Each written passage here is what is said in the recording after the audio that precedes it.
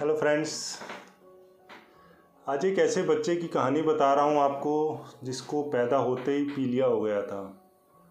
पीलिया एक बहुत कॉमन सा शब्द है जो आजकल सुनने में आता ही आता है।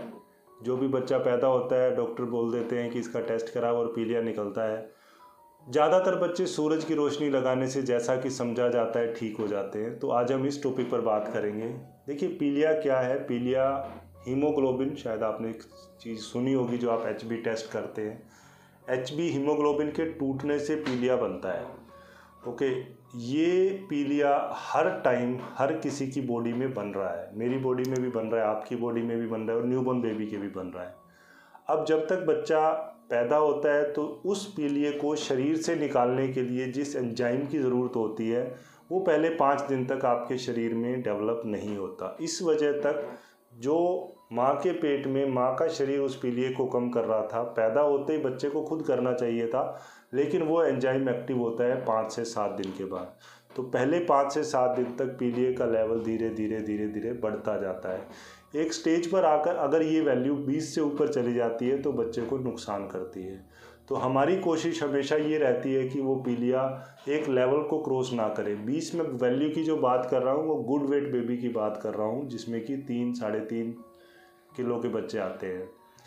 अगर बच्चे का पीलिया का लेवल इतना है, जैसे 12 ग्राम है लेकिन वो 5वें दिन 12 ग्राम है, तो ये नॉर्मल है। लेकिन अगर वही 12 ग्राम बच्चे के दूसरे दिन है तो ये वैल्यू डेंजरस हो सकती है। बच्चे को पीलिया जो है वो 20 से ऊपर जाने का रिस्क रहता है।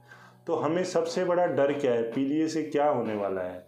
देखिए, अगर पीलिया क्रिटिकल वैल्यू को क्रॉस कर जाता है तो ये ब्रेन के कुछ हिस्सों पे डैमेज करता है, जो कि परमानेंट डैमेज करता है। परमानेंट डैमेज करता है का क्या मतलब है, बच्चे की सुनने की शक्ति परमानेंटली जा सकती है, बच्चे को हाथ पैर पे कंट्रोल जो है वो जा सकता है। लेकिन जनरली ये तब होता है जब वैल्यू 20 या 20 से ऊपर चली जाती है नॉर्मल बच्चों में। प्रीटर्म बच्चों में ये वैल्यू 13 से लेके 15 तक भी हो सकती है।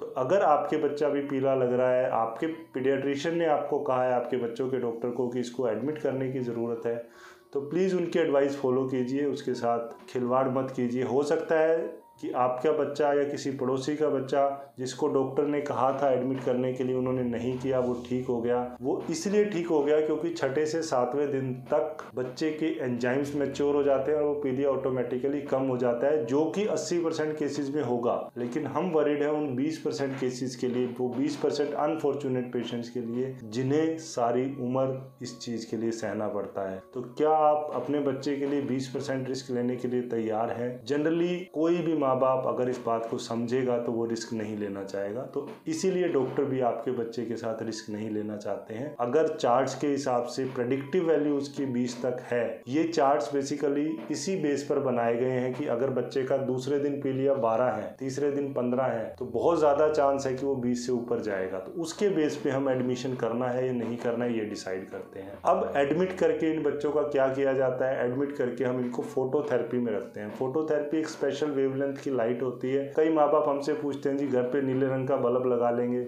तो क्या ये पॉसिबल है। देखिए, ये बहुत ही क्रूड मेथड है। सबसे बड़ी दूसरी बात है कि घर पे रखने के बाद बच्चे को कपड़े उतार के आप सिर्फ बल्ब के नीचे कैसे रखेंगे, और वो टिपिकल वेवलेंथ जो है वो बल्ब से नहीं मिलती है। उसके लिए स्पेशल फोटोथेरेपी लैंप्स आते हैं जो आपके बच्चे के पीलिए को कम कर देते हैं। कोई भी बच्चे को अगर पीलिया 20 से ऊपर चला जाता है किसी भी स्टेज पे, तो बहुत हाई चांसेस रहते हैं कि उसको कोई ना कोई डिफेक्ट आगे चलकर रह सकता है। तो प्लीज़, अगर आपको भी एडवाइस किया है आपके डॉक्टर ने कि इसको एडमिट की ज़रूरत है तो एडमिट ज़रूर कराइए। एक और अच्छी बात यह है कि अगर आप उसको फोटोथेरेपी में रख देते हैं, एडिक्वेट फोटोथेरेपी मिलती है, तो आपके बच्चे का पीलिया डेफिनेटली ठीक हो जाएगा, इसमें कोई डाउट नहीं है। आप बेफिक्र रह सकते हैं अगर आपने अपने बच्चे का सही ट्रीटमेंट स्टार्ट किया है। एटलीस्ट मैंने कभी कोई बच्चा नहीं देखा कि एडमिट करने के बाद वो उस लेवल पे चला गया हो जिसमें दिक्कत हो। कुछ स्पेशल बीमारियां होती हैं जिसमें मदर का ब्लड ग्रुप RH नेगेटिव होता है, बच्चे का पॉजिटिव होता है, तो उस केस में हमें थोड़ा सा ज़्यादा विजिलेंट रहने की ज़रूरत होती है। उन केसेस में ज़्यादा